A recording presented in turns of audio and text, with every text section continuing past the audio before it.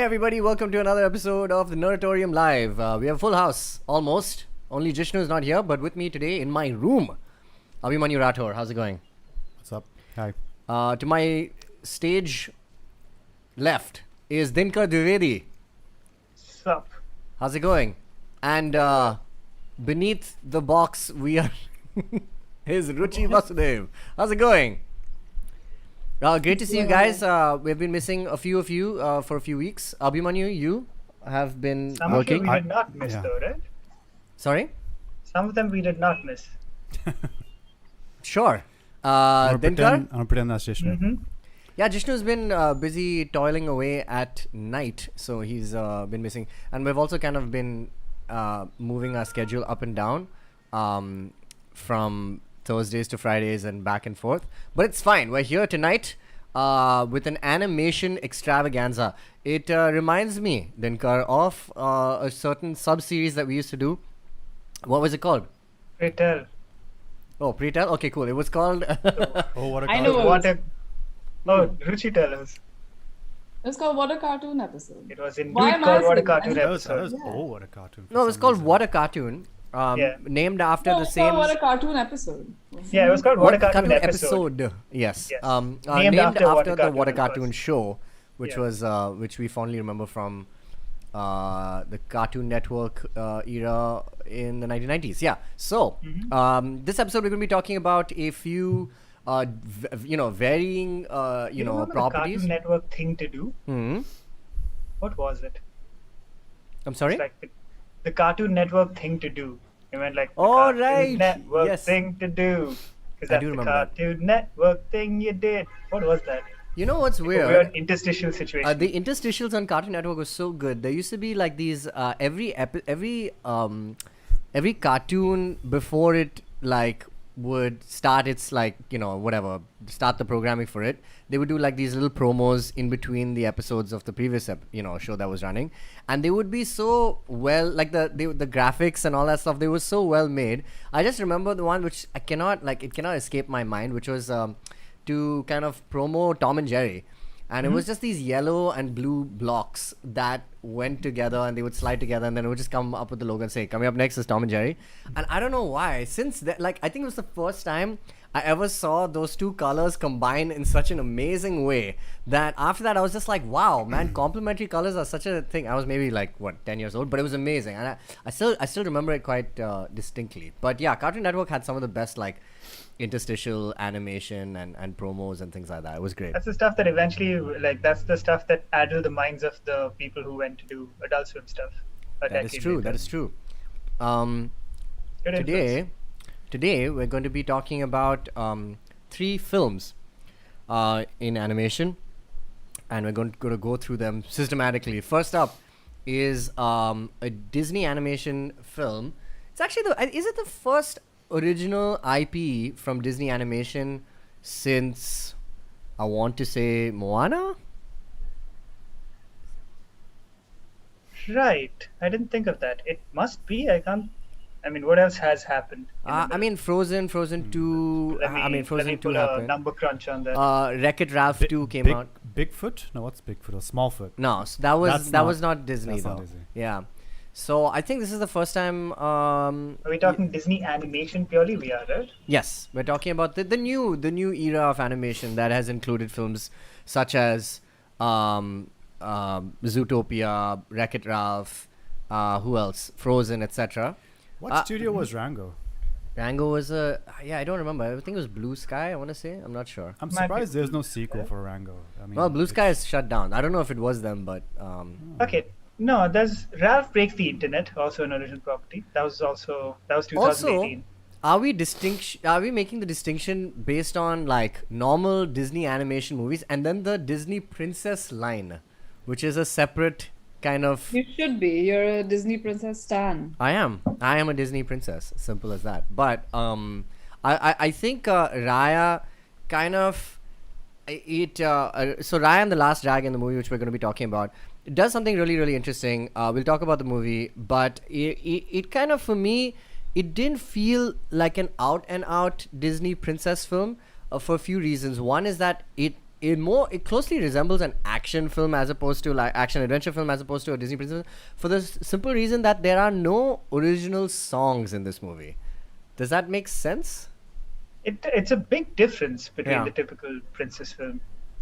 This movie doesn't have songs. It has a pretty, intense kind of action plot, and it has like a Marvel villain kind of thing going on, and it's got a myriad of like very cool, colorful characters. Some which I like, some which I don't. But let me quickly read out. This is a movie directed by Carlos Lopez Estrada and Don Hall. The budget was 100 million. Music was by James Newton Howard, and released earlier this year. I did want to see this movie in the theater, but they released it on what was called Disney Plus Premier Access, which you have to pay a fee on top of your subscription fee and then get it. We waited for it. We waited for it. No, we didn't. We downloaded it illegally.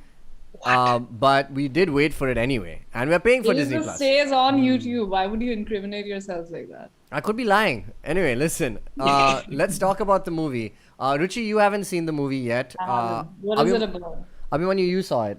Yes. What did you think, Abhimanyu? Pretty good. Nice bit of action. I like bit of action. I don't. What is it remem- about?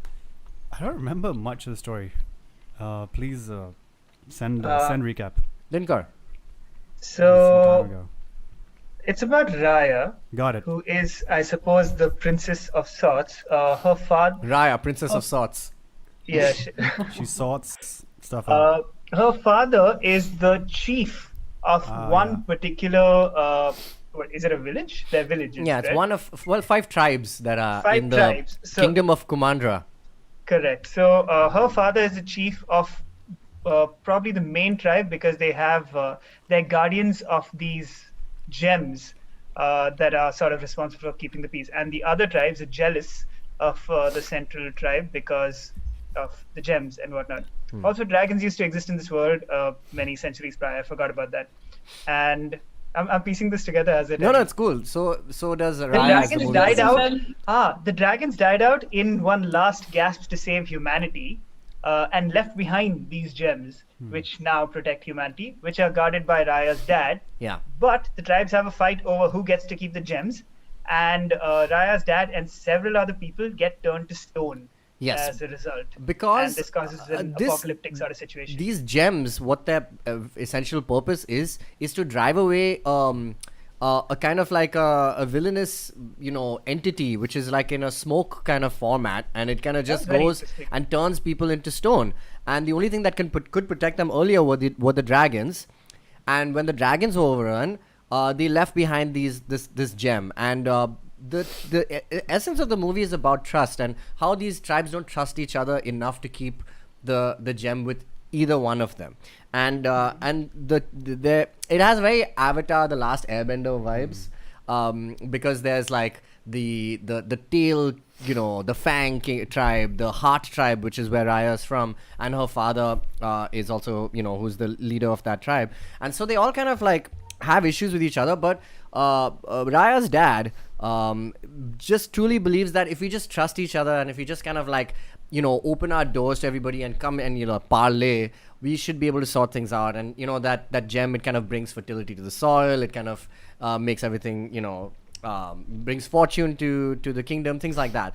So what happens in the beginning of this film, one of the main tribes, I think the Fang tribe or whatever, comes in, and they come I wonder by... if they're evil being called Fang. They're and whatnot. evil, yeah, essentially. No way. But they come in, and at the request of the chief, and he's like, we're gonna sort this out. And the main chief of the Fang tribe also has a daughter the age of Raya when they're quite little, and she's like, hey, do you want to check it out? They form a friendship, and just as they're going in to show the gem, she double crosses Raya. Namari, her name is, and she steals gem. And just as she's stealing it, because she's dislodged the gem from its resting place, all the smoke entities come in. They turn Raya's father into stone, many of the residents of the Heart tribe, etc. And so that's where it kind of ends, the prologue. And we cut to maybe 15 years later on, and Raya's like much older. and she's basically on this quest to kind of retrieve different parts of the gem and find the last dragon, which will help her restore the kingdom of Kumandra to what it once was. So that's where the kind of story is set. The things I really enjoyed about this movie, apart from this, the animation just getting. I every time I watch a Disney animated film, I keep thinking, wow, this is it. They can't get better than that. But it's like insanely fluid. And just really well crafted and made. You can hear my cats in the background. Sorry, just ignore them. It's a dragon in the house. I say yeah. So yeah, and last dragon. Yes. Who is called Sisu. So stunningly animated, like one of the most spectacular creatures I've seen in animation. Yeah, it's almost like water fluidity and just really well made. She's got this like iridescent purplish glow throughout to like individual hairs on her mane. Very impressive. Yeah, and Raya herself is like a mixture of like, it's like a mix of like Rey from Star Wars and Mulan, and it's just really cool. Culturally, it's set in I want to say Southeast Asia. That's like where they've kind of drawn most of the cultural elements. But it's really well like envisioned. A lot of Lao culture. Yes. It's just really cool, and I think it's also on in line with them kind of highlighting different cultures around the world, like Moana did, the Samoan culture, things like that. So it's really cool to kind of get a little bit of insight. This is also still more fantasy than Moana. I mean, Moana is also, but they draw a lot more from their culture than I feel like this movie does. I'm not sure about that, but I did want to bring up a couple of things. So this movie is really good. Dinka, what do you think of it overall? Comparatively to some of the other Disney IPs that have come out so far. But compared to other Disney IPs, not sure yet, but just by itself, I really enjoyed it. I thought it was great. A large part of it, I think, is the performances. Both Awkwafina as the last dragon is great. She's just got this like, I feel like that lady can do anything, and she brings. But unfortunately, she's only doing one thing though. She's being. No, she's not. Even from the. She did the farewell, where she gives like I'm a solid sure she could dramatic performance. She was great in that. She is a great actress. I think she has the potential to do more serious stuff, but at least the things that I've seen her in, like Chinese films and also like Disney animation, and she's a great comedian. Like, I mean, no, I agree. What should she do? Be bottled water now? No, I just think that she's kind of playing the like Asian comic relief in like maybe one too many films. Like I know she's doing that in Shang-Chi. She's that in Crazy Rich Asians. I mean, she's playing a genie-esque character in this, so I will kind of keep this one aside. It's slightly different. In fact, I was very farewell. Watch The Farewell.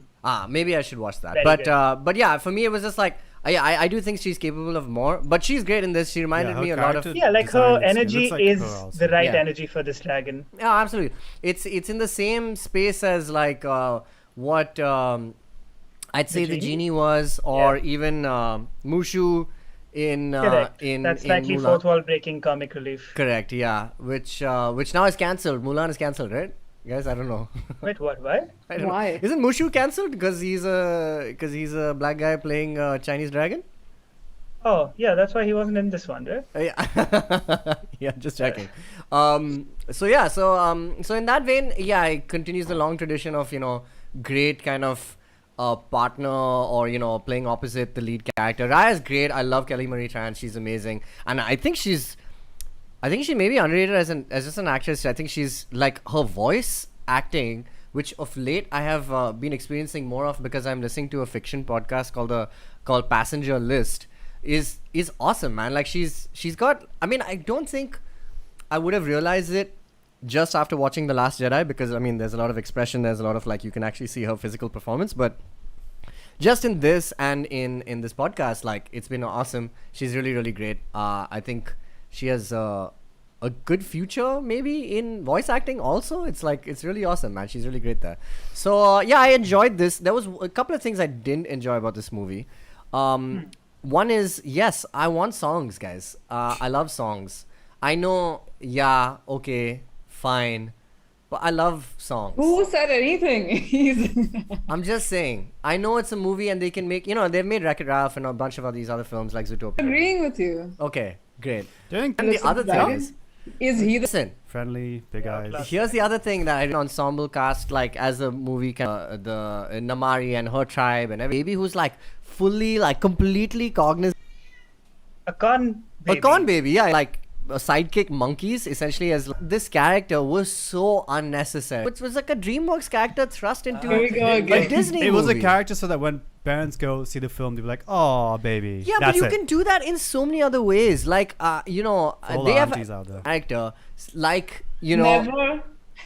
cute characters in their main characters. Okay, in Wreck-It Ralph, and she's completely adorable and endearing and funny and sweet without Another kind of. Disney princess. But this She is a supposed to be Disney an adorable princess. baby though. Like it's more like you think it's an adorable baby, and from that point, like after it's revealed that it's a con baby. Yeah, it was very annoying, and Yeah, and cutesy I'll tell you again, why yeah. then, Kar, and maybe you can, maybe you might disagree with me, but like, I just thought that every single character in this tribe has like in this little group has some motivation, right? And all of it kind of reminded me of like Endgame, right? Like in post Endgame, all the characters, a lot of the characters' motivations post Endgame are like based on what happened because of the events of Endgame. And in this movie, what happens when Raya is a kid and everybody turns to stone kind of like basically makes the rest of the film's storyline. True. And so Yeah. all the characters who become her friends going forward kind of like are all affected by what happened to her family and when the gem was stolen and you're divided into different pieces and things like that. So there's a little kid who's like who's a fisherman and he runs a boat and he has a little restaurant and so he's like his parents have turned into stone. Benedict Wong, who's also in this film, plays someone whose family has been turned to stone. So everybody has like some kind of motivation.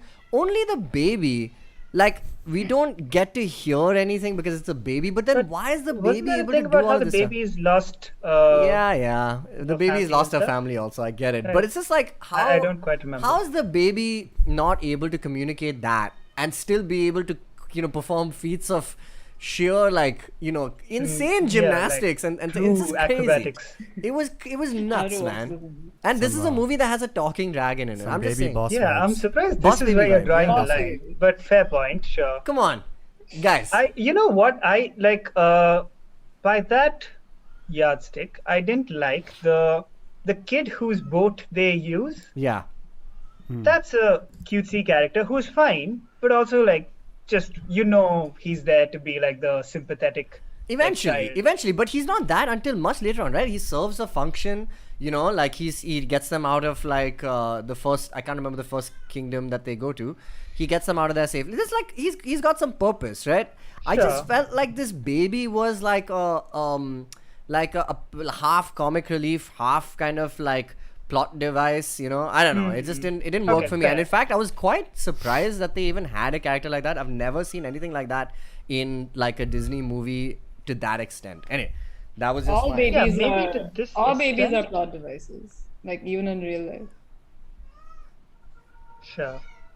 Okay. Acceptable. Even the baby from Baby's Uh, Day Out. Yeah. I'm trying to think of whether There's there's a a baby in this room similar right now. character in another Disney Sorry, movie. there's a baby in this room. I'm just gonna. Here's a baby. Cameo time. Now, if this was a character in a That's movie, no baby. this is a baby. That's a responsible adult if I ever saw one. You must be looking at me and Abhimanyu.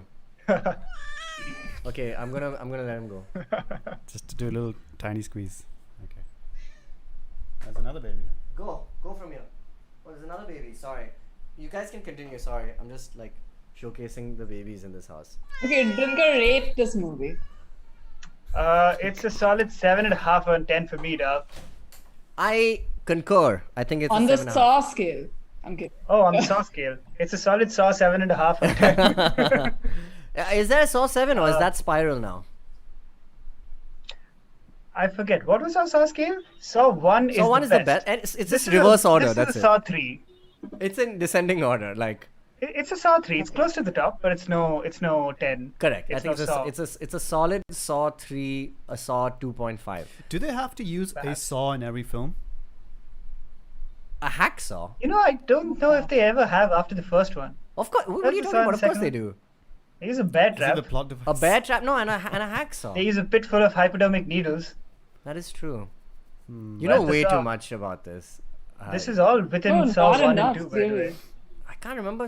I can't remember Saw 3. Maybe. Okay, but fair enough. You think we should also have a Final Destination scale Oh, dude, that is the superior series in my opinion. to Saw?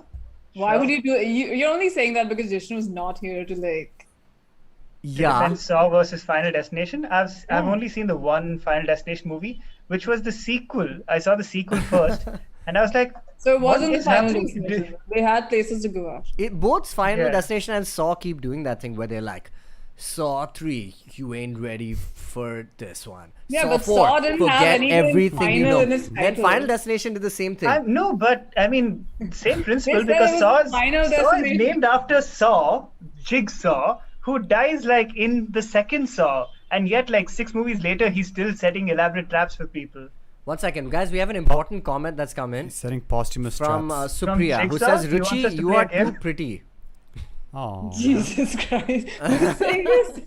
Yes. I hope it's someone I know and it's not like It says Supriya Agarwal. Oh Jesus Christ. Alright, ignore every other comment from this person. There's literally the only comment. Anyway, moving on. So Raya is just fine. Let's move on to a Disney Pixar film called Luca, which just dropped this week, and was in the news, I want to say, for a couple of reasons. We'll get to it. The first one being that animators were not happy that it was releasing straight to or like on demand because they felt it was a big screen film.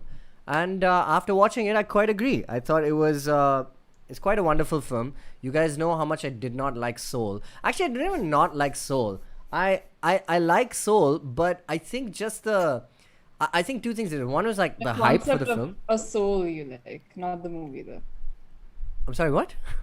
You like the concept of a soul. I don't think you like the movie at all. I think you've tweeted about it. Okay, nice one. No, I do like the concept of a soul, and I like the concept. I mean, I think the concept, there's something there in this movie, Soul, but they didn't reach it, in my opinion. And I think the hype really killed it for me. Like the overhype of, oh my God, Soul is the best. And the problem is Pixar comes with such a high standard that is set for all of their films, and when they said Pete Docter was going to direct it, we were just like, oh my God, it's going to be like Inside Out, it's going to like get ready to cry, all of that stuff. And then people had the exact same reaction that they did to Inside Out, and I couldn't understand because I didn't have that one, and it's fine. I just thought that it wasn't as good.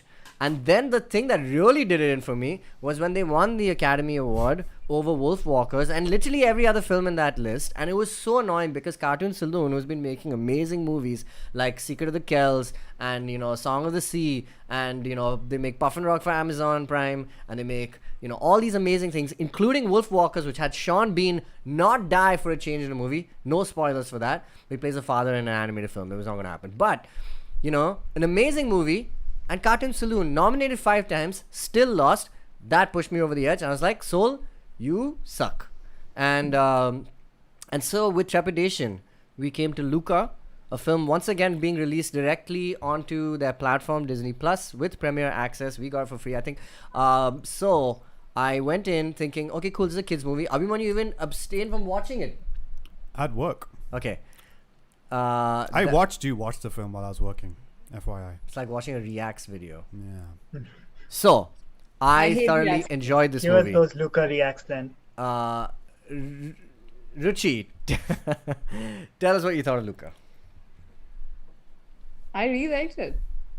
It was cute, but then I went in with expectations because obviously I'd heard about it. It's obviously important because of several reasons. Mm-hmm. Some of them unfounded. Oh, what, the whole LGBT kind of like thematic kind of Metaphor. element to it? Yeah. Okay.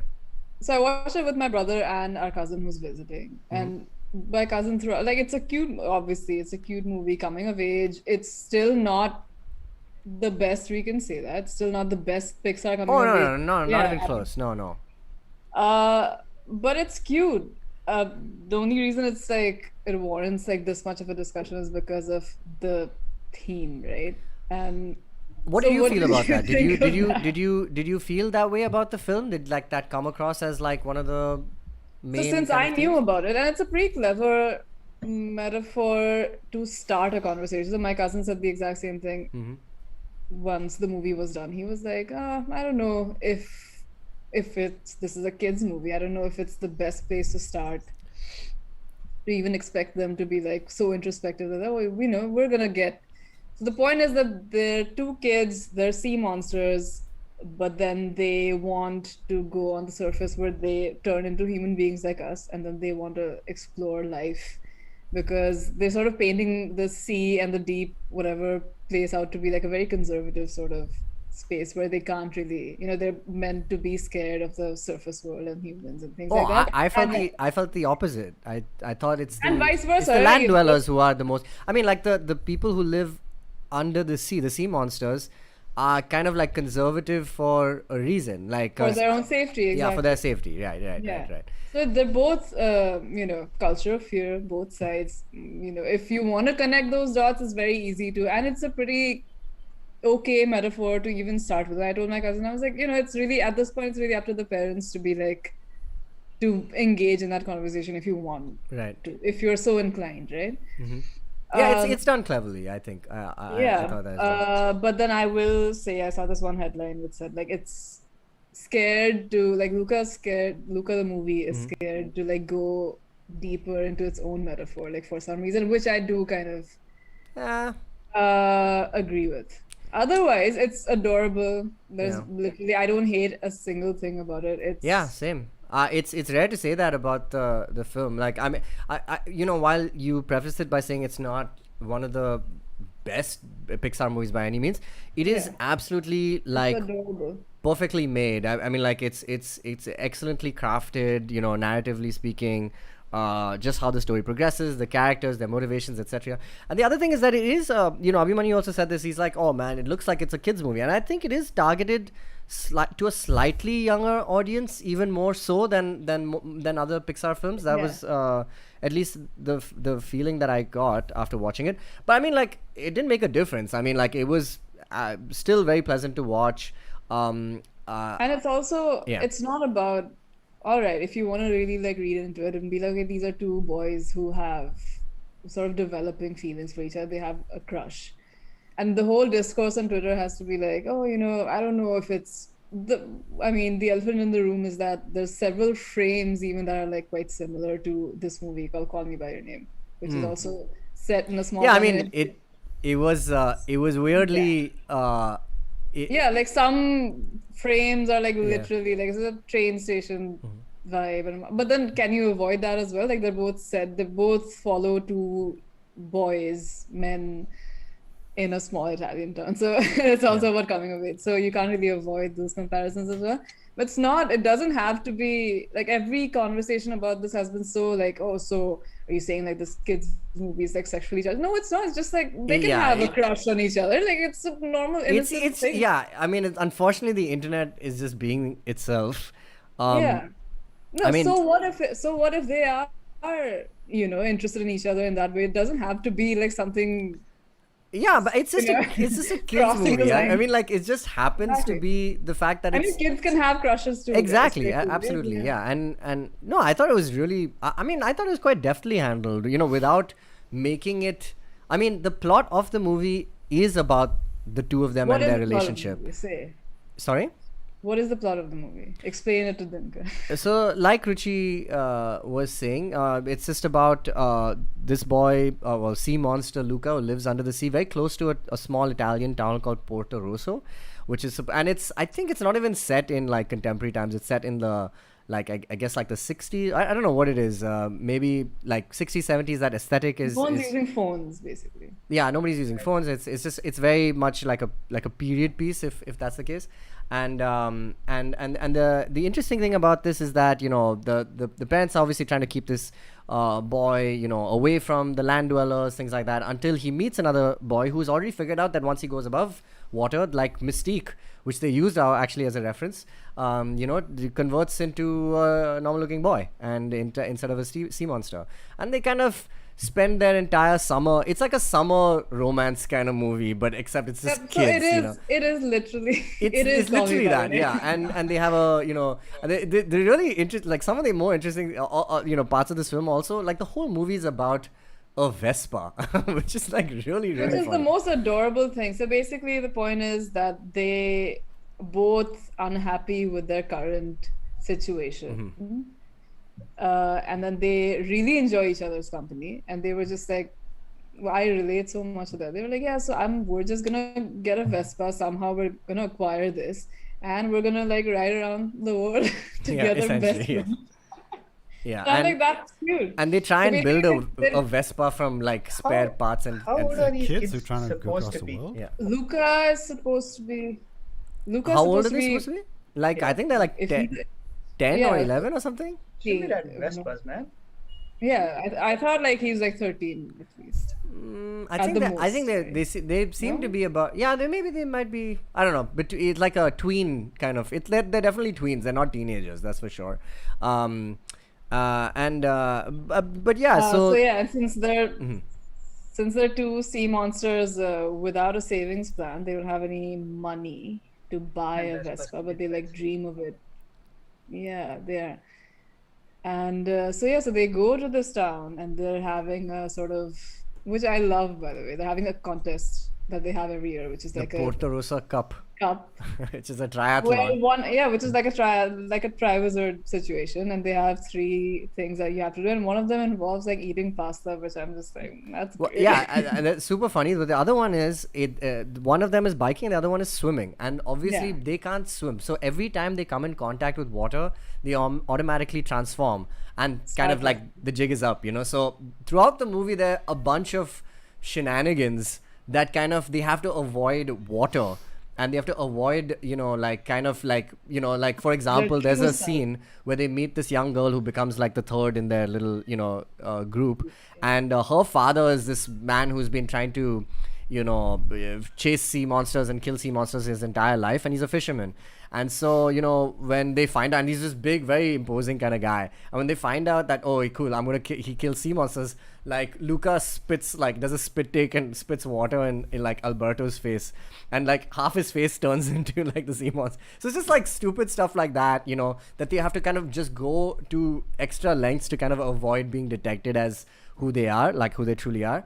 And the interesting thing, I mean, the great thing about the movie is that you kind of know that it's inevitable that they're going to be outed, as these sea monsters, and it's kind of, you're reaching that dreading point, and it's wonderfully kind of sculpted as the film, and it's just really, really nice. There are lots of really, really nice moments. One of like, just like very human moments, like Julia, the girl's father, is like, he has missing an arm, and they just look at his missing arm and they keep staring at it, and he's just like, a sea monster took it.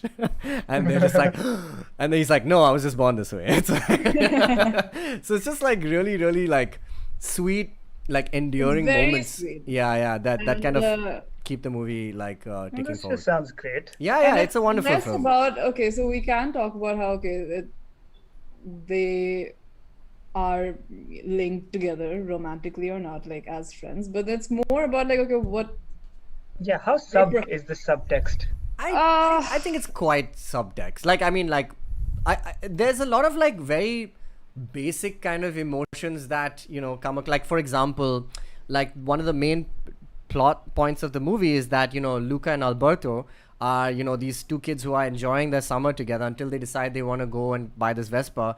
And when they meet the third person, she kind of becomes like a Yoko, like at least in the mind of Alberto, like he's just like because Luca is more fascinated with her and her her school life, and he's like, oh man, what is school, and like, can I go to school? And Alberto obviously doesn't want to do that, and so he feels like he's losing Luca so you can read it in 2 ways. One is that, of course, he's losing his friend and he's very possessive about Luca, but at the same time, he's just like, oh, these feelings that I have, are they like maybe unrequited? So it's really nicely. I mean, this movie is very deftly handled. I'll say. And I think, I mean, that's one Luca Guadagnino thing that it keeps getting compared to, besides like having the exact same name as that director. But then this movie is a lot more similar to another Luca G property, which is We Are Who We Are, which also has Jack Dylan Grazer. So one more comment. So that's also literally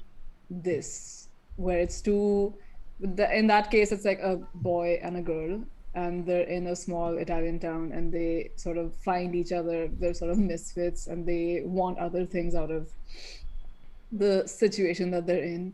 So they sort of just like fall into each other, and whatever. And they're also around the same age as these sea monsters, so that sort of fits way better. And it's not about their relationship as much throughout the entire show. It's like a 7 or 8 episode show, and that's also like just them figuring out, okay, this is how I was raised. I'm starting to realize that I don't really like it that much, and I just enjoy the promise that this other person gives me, that this could be my life, like a different. So instead of just being like a romantic thing, it's just like broadening your sort of horizons. So this is more, I mean, it looks like Call Me by Your Name in like every way, but it's a lot more like We Are Who We Are, for sure. I want to quickly read out a comment that we've gotten from Akriti. He says, I found it a little iffy that given the fact that this was set in Italy in the 50s, the 3 main characters spoke in American accents. Yeah, although Pixar. authentic Italian pop soundtrack. I mean, yeah, that is a hallmark of all Disney movies. They do have a lot of like Italian, like, cliche, like, well, not stereotypes, but like, there's one really funny thing that they keep doing in the movie. Actually, 2 of these, like, one is the Silencio Bruno thing, which is quite sweet. But there's this one thing where they just hear an Italian guy saying, stupido? Yeah, something else. Really silly. He's like, what do you think you're doing, stupido? And they just keep saying it. They don't know what it means. They just keep saying, look where you're going, stupido. And like people just keep reacting. It's just like silly shit like that. There's a moment towards the end of the movie when there, no spoilers, that they are outed at one point, as they have to be. And it's like a throwaway thing. Again, it's kind of like, oh, how there was like an openly gay couple in Star Wars, and it was just like a split second. In this, there is like a very sweet moment, like when my brother pointed out. Yeah, which is cool. Which almost it is the point of the movie. That like it is. Yeah, no, there's no doubt that that's what they were going for. You should be living your truth because it encourages other people to be. And it's quite nice. It's quite also a change of, pace. I know, Dinkar, you and I have spoken about Pixar's themes, which are the 2 recurring themes being the loss of innocence and, being forgotten, And I think this still falls under the loss of innocence thing, but this is quite a new, or at least like a different step. Loss of innocence. Sorry? I don't know if this is loss of innocence. Well, I mean, there are a few hints of it when it comes to, like for me, it felt like true to Alberto's character more than anybody else, just because, his character is waiting for his father to come back. There's like a few kind of things that he has to kind of reconcile with. I felt like there's a hint of that for sure in this film, but in terms of just Pixar films kind of continuously hammering that thing home, and I teared up in this film also. So it's just like, hey, Pixar, you can do other things that make people cry. That was the other thing that I took away from this. But as far as the accents are concerned, how do you feel about that? I mean, like that's just a hallmark of all Disney films. I mean, yeah, but this is going to come up more and more because as time has gone on, Disney has gotten more faithful and accurate to the cultures it lifts from. Right. As evidenced in, say, Moana. Or for that matter, Raya, right? It takes a lot from Lao culture, and they were like pretty serious about it. They had like initiation ceremonies according to like Lao culture and stuff. Nice. So you do that. So as you get more and more faithful in that direction, the accent is going to seem more and more disingenuous. So this is going to be a question that keeps coming up, and it's worth thinking about. I don't know the answer, but that's a very valid point. Fair enough. It's like if everything is accurate, but everyone speaks in these American accents, what are we saying here? Well, I mean, like they've tried to kind of balance it. I don't know how. So, like for example, casting Kelly Marie Tran, who is obviously of. No, I'm not saying that it's bad representation. Yeah. Like it's perfectly fine. You're being honest to the culture, but it's starting to slip into an uncanny valley situation where everything is accurate except for the accent. Yeah, so it's gonna stick out a lot more. It kind of happens in this movie as well because the antagonist, I don't want to call him that because I love him so much. He's so good. He's so amazing. Hercule. Yeah. I have no idea who the actor is, but he's amazing, and I hope he's in more things. So he fully has throughout. Like a he complete, has yeah, fully like Italian Italian. accent. Yeah, Well, that's this true. is that classic, like the foreign accented person is the villain Yeah, situation. yeah. I know, right? Yeah. And But I then mean, but that's he's so good though. in a movie about his own hometown. It's so good though. Yeah. This, I think this is a question that's going to keep coming up, and it's worth thinking about. I don't know yet. And before But, we, The sorry. actors, Yeah, go ahead. they're both kids, which is relatively rare. Jack Dylan Grazer, dude. Jack Dylan Grazer and He's Jacob like I am- Tremblay. 16 probably. I They're am both in their watching. teens, right? I'm watching his career with great, with great expectations. He's generally great. He's in great. This, Yeah, he's such a good. He's like. and he's amazing in We Are Who We Are, which is a Yeah. R-rated. You could call it an R-rated thing because they don't really shy away from it. There's like a lot of transitioning talk, and there's a lot of that as well. He's great. He can like literally do everything, and he's great in it. Obviously, a Yeah. crowd pleaser. So Jack Dylan He played Grazer. Scott Sam Ackerman's son in the TV show Comedy Bang Bang. does it, yeah. That one's for me. Nice. Kelly Marie Tran was also in Comedy Bang Bang. Nice. Their first breaks. So Sweet. just. That's yeah. cool. Yeah, man. Both the kids are great. Jacob Tremblay is How's it Luca. having kids play kids though? It's rarer than you think. No, is it though? I It mean, has Disney to has be. always cast I kids don't as know, kids. like I mean, what Onward has Chris Pratt as like a teenager. Well, yeah, that's a full And, Ranbir Kapoor playing. What's that guy? Correct, but I mean, isn't it almost always adults playing kids? Well, I mean, in Lion King, it was what's his name? Jonathan. JD, Sure. Jonathan. Oh my God, I forget his name. In Lion King, it was Donald Glover, right? Yeah, he was. I have no idea what you're talking about. Anyway, but yeah, they have been casting kids as kids. But the most No, in this important thing to movie, talk the- about both of these movies together. Like I mean, sorry. I don't have the data, but when I realized it was kids playing kids, I was like, that's it's probably been a while since I've seen one of those. Is what I thought. Yeah, comparing like Raya and Luca, right? They're both I mean, supposed to be around the same Inside Out age. has kids in it, like Riley's character, who is played by a kid, and fair enough. Yeah, I think. I mean, also, I think like a lot of the Pixar movies aren't really focused on kids as much as they are on their cool, beings, like whether Sure, they're toys yeah. or monsters, etc. But I feel like it didn't make a difference here. Here, I think it does. It yes. added to it. It was really. Yeah. Definitely, it is. Yeah. Most there importantly, something though, there's a New York Times article by. I didn't want to talk about It it. has the best. Kyle Buchanan says, "Are animated dads getting hotter?" An investigation, and it's basically talking about Chief Benja, who's played by Daniel Day Kim, who's also a great watch collector, by the way. He's he's got some good stuff, and he. So when they spoke to Daniel Day Kim, they were just like, "Oh, did you know it was going to look pretty much exactly like you?" And like, and basically, Twitter exploded after this movie came out because they were just like, "How are all the animated dads in these Pixar movies getting hotter and hotter?" Like, just think the back moms to are hot as well, right? the That's moms. like The moms have been getting hot for a while, but the dads are like becoming like full on like DILF mode, so or zaddies as we call some of them. I will say this though, which is really funny. What are the last few movies? So think back to Aladdin and Jasmine's dad, who was like a portly old Pretty hot. sultan, pretty hot perhaps in his day. But now it's just like Riley's dad from Inside Out, Mr. Incredible. Wasn't Riley's dad from Inside Out like a Kyle MacLachlan like a from Twin Peaks. yeah, but wasn't he like a mustachioed? He was a mustache, but he was like a hot dad. Will Was Ferrell in the Lego movie. He Will seemed like Ferrell in the Lego. like a normcore type dad. If I Yeah, Yeah. but the norm they're making this like like for example, allow well, me to then read we're a not saying the tweet. dads got hotter. We're saying our definition of hot has changed. Yeah, it has. Allow me to read a tweet about God. It says. The protagonist's dad in Raya and the Last Dragon is smoking hot, tweeted the Hollywood Reporter film critic David Rooney, who also noted, "Gotta love thirst trap animation." Then somebody else said, "The man's arms, I want to hang off them." Anyways, this is an interesting trend that has been happening. I think we should I'm have here. we should have Tejas do this. every Just read out tweets. episode. Talking about hot animated men characters. Yeah, they asked. Segue. Segue. Oh yeah, that's true. Yeah. Good segue Good segue. to our final film that we're going to be talking about today.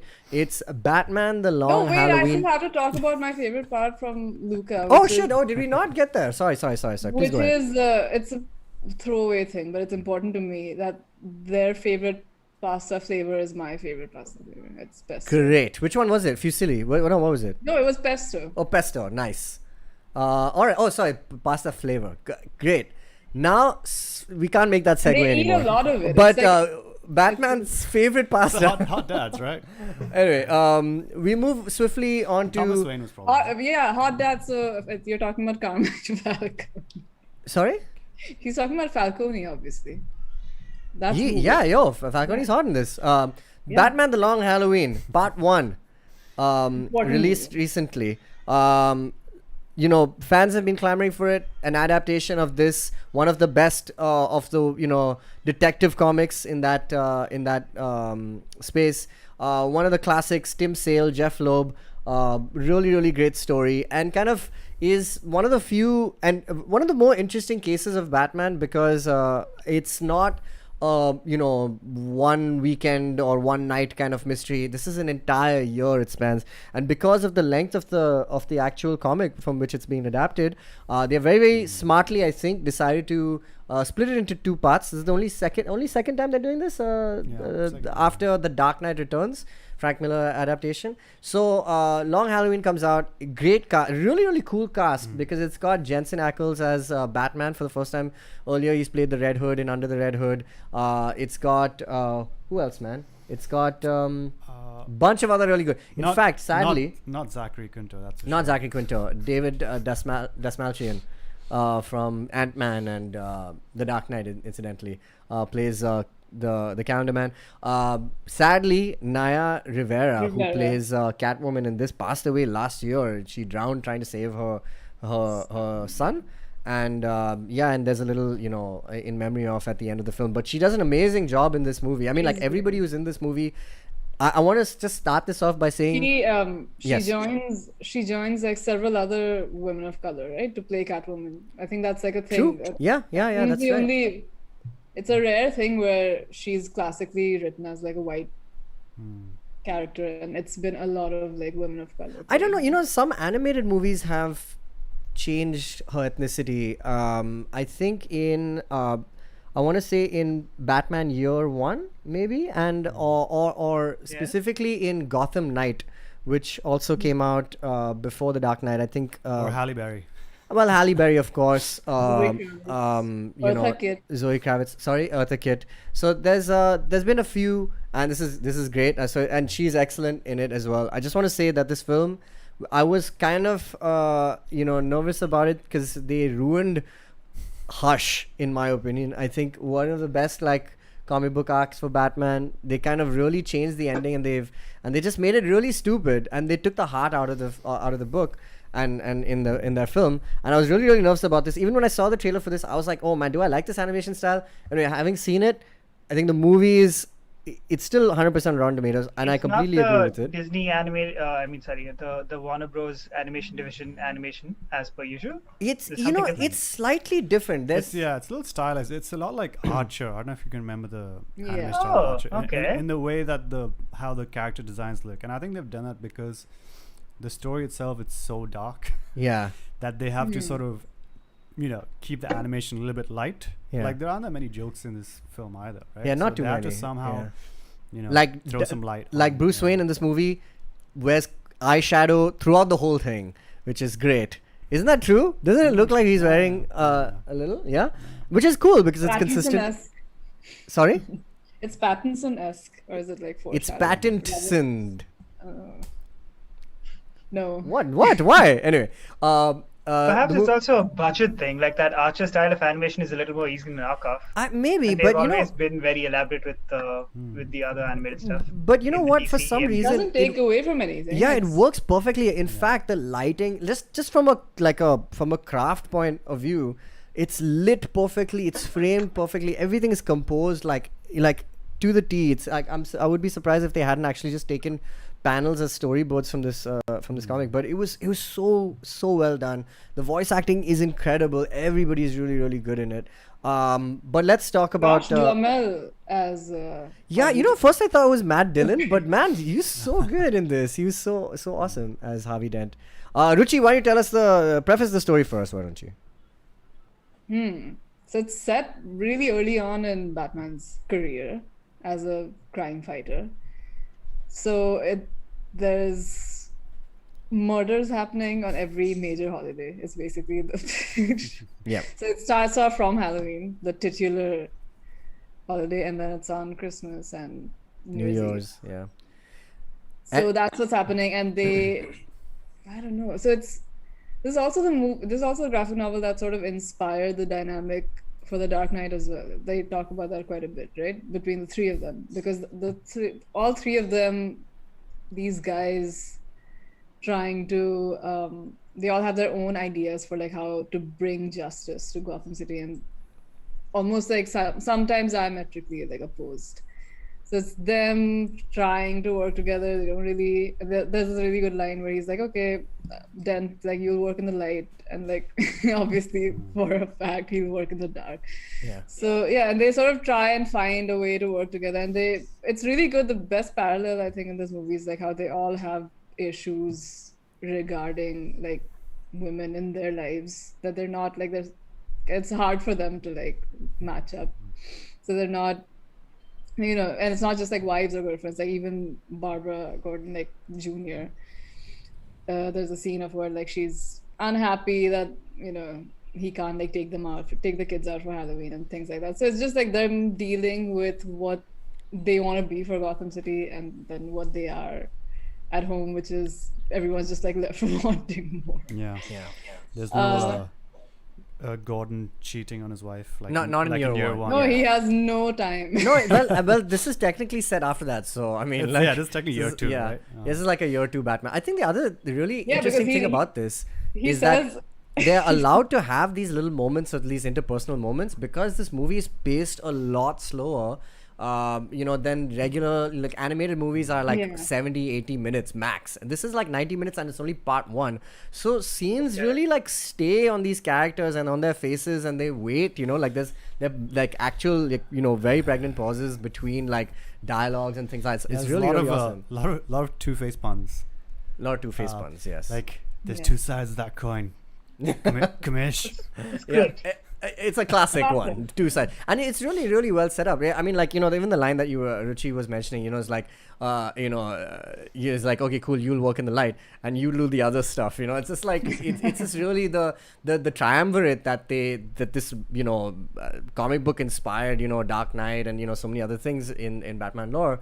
It's just really like well like handled in this, and you really start to feel for all the characters, including like one of the like understated characters is Glinda, who is Harvey Dent's wife, who's like bearing the brunt of her husband's kind of like this really like tough operation. Like admittedly, that was a great scene where they that circus the what is it, the parade scene was just too out. I'm talking about also when he not talk about this, but like when he goes out and he comes back home and there's a fake out. Yeah. Right. Yeah.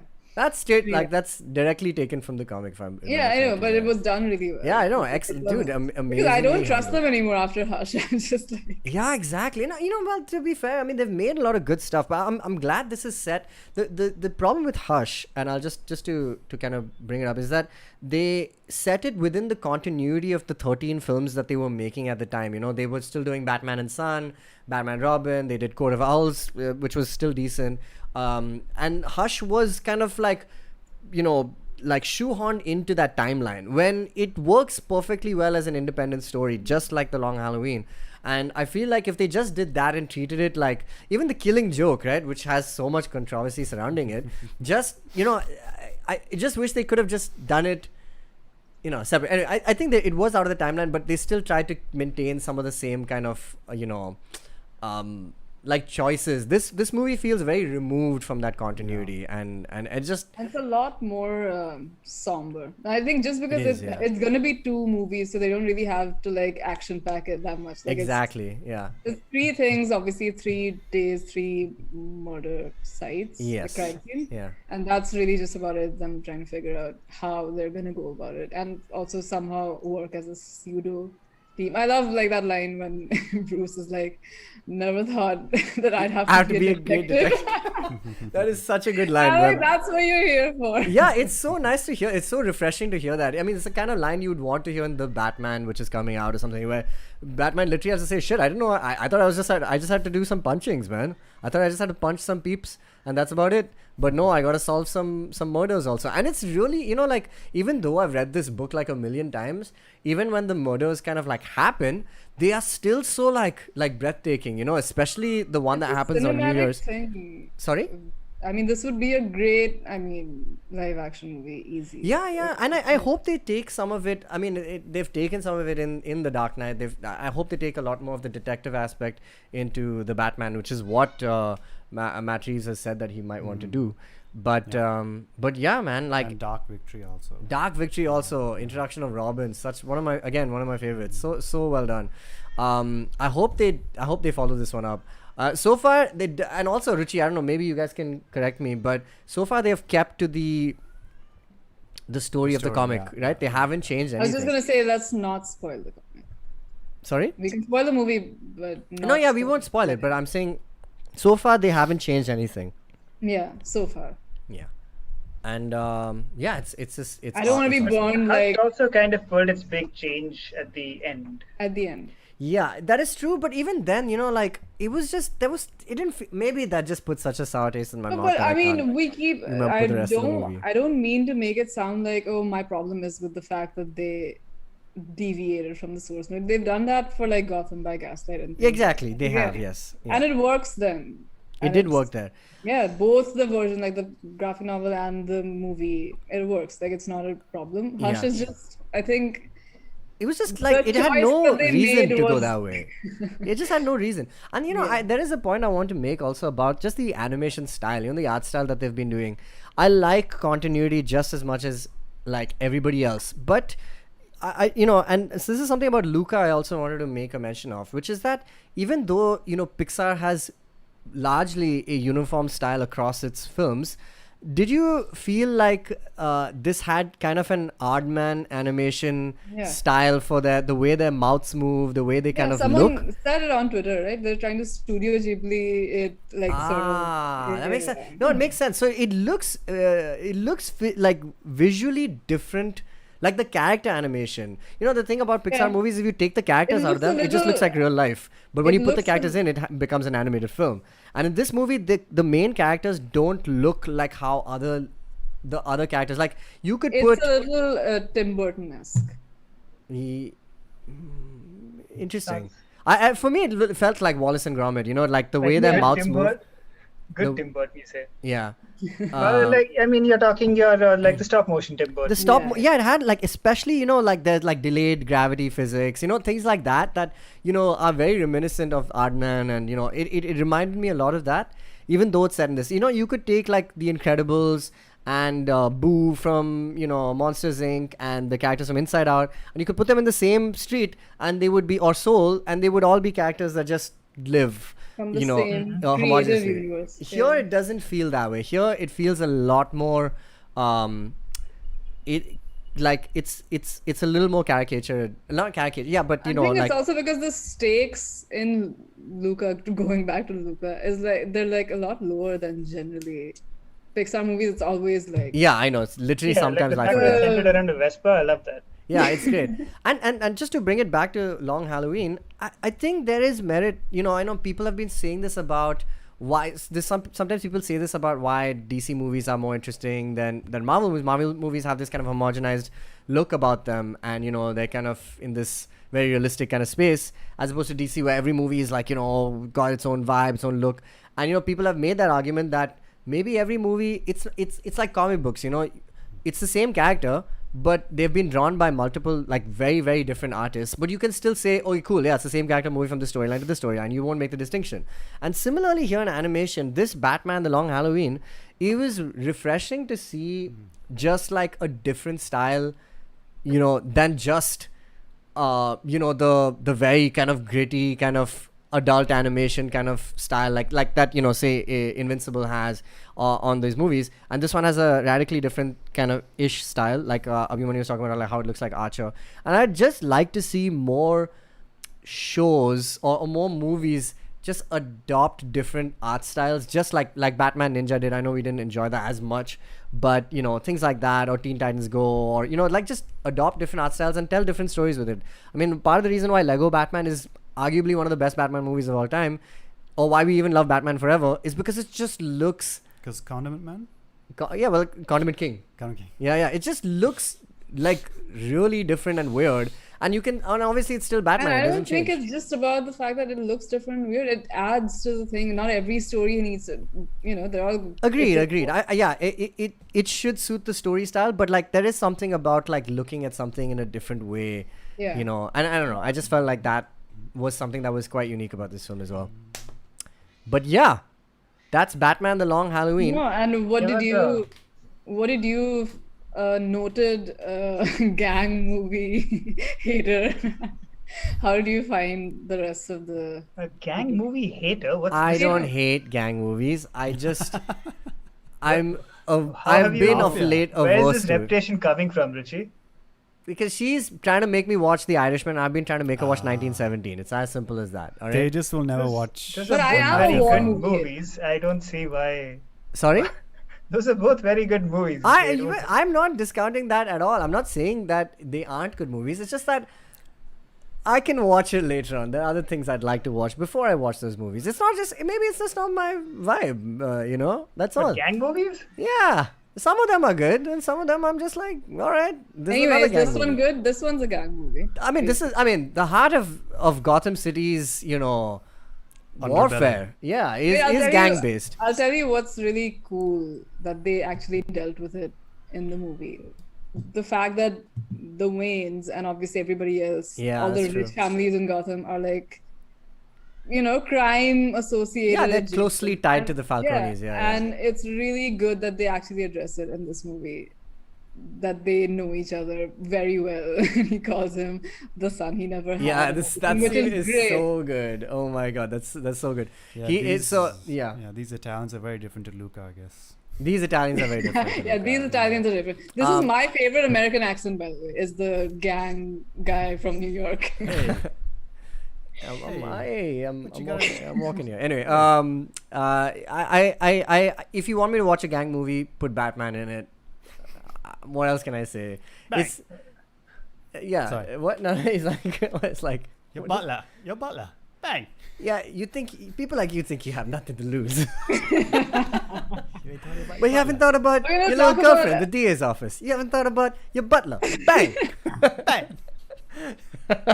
Anyway, No, you have to talk about Catwoman, by the way. You have to. Sorry? You have to talk about Selena's part in this. She will be in the next one. yeah, she is there in the next one, as far as we know. Man, what can I say? She's awesome. I mean, you had quite the crush on the character also watching this movie. Took me to my days when I had a crush on April from Teenage Teenage Mutant Mutant Ninja Ninja Turtles, the cartoon. Took Why me weren't back. you on Every- last week's every- episode? Yeah, I know. Every version of Catwoman's like crush worthy. That's It's- true. I agree. Yeah, actually, that's true. But yeah, sometimes it's just like, just be good. It's okay. What does that even mean? As in, like, she's Are always you like, mad that she breaks up she's with him? always double crossing Bruce. Always being a thorn in his side, literally, at many points of time. But she's great in this. I don't know what to say about the acting, as it's perfect. It's like it's extremely well directed, this film, and everyone's on point. What did you think? No, I love the whole Bruce and Selena thing, and yeah, the more I can get. Then Yeah. Ruchi, you must play Batman: The Telltale series. I know. Which I does know two of this these is things coming. well. One is like tying the Waynes to the crime lords of Gotham, And the second thing is having one of the best iterations of the Batman Catwoman kind of relationship. It's really well done. And the best thing about it is that in the Telltale series you can decide how it should go. It's quite cool. So yeah, that's the Long Halloween. So out of 10, Ruchi, go ahead. 8. I give it Out a of 9. Saws. Out of Saws, it's a Saw. I mean, it's a Saw 1 or Saw 2 for 1, me. yeah. What? Yeah. It cannot get any better. It cannot. No, I don't think they could have made this There's movie nothing better. to hate about But this. I subject to change based on how they conclude it with part I 2, which know. releases July I mean, but this 26th. is a separate movie, and this movie works. Do they stand as distinct No, movies on their own though? I wouldn't unfortunately, think so, they- right? They have to be So- together. Yeah, yeah. But I It's have to just mention my Camp King, the Joker. I love that he's in it just for like a little bit. He goes to do his thing. He's decorating someone's Christmas tree, and he has enough. Like he's broken out of alcohol. He has enough time to have he has skull ornaments for the Amazing. Christmas tree. He is so resourceful. I love that guy. Yeah, and great. it's Troy Baker playing him, who's once again one of the few, I think the only actor who's ever played Batman and the Joker. And Yeah. while we were watching it, Abhiman and I were also remarking on how, that Mark Hamill is what a legacy he has left, because you can't do the Joker without Without- emulating some part of him. Or I suppose now Heath Ledger as well, but I'm sure Heath Ledger was also aware of it. It's just No, I mean Joaquin Phoenix. I mean, yeah, it's like doing Scooby Doo or or Kermit the Frog. It's like that voice has become iconic and has become a requirement as part of the role. Going forward for people who want to take it on. So yeah, right. He's great. He has enough time to buy skulls for Christmas. He's so He's great. great, I love him. Yeah. All right. We'll end with a comment which says is by Annabelle, which says, "Fun discussion, y'all. Ruchi gang represent." Ruchi. To the conversation, but it's fine. No, yeah, those are the only comments. We'll call it at that. Thank you so much, guys, for joining us. Don't forget you can join our Discord where we talk more about stuff. It's in the YouTube description for this video. You can follow us on Instagram where we keep posting about whatever we're up to. And yeah, we do this every week, so hopefully you'll join us then again. Abhimanyu, Dinkar, Bye. Ruchi, thank you so much. Bye. And good night, you nerds. End stream. Scat is trying to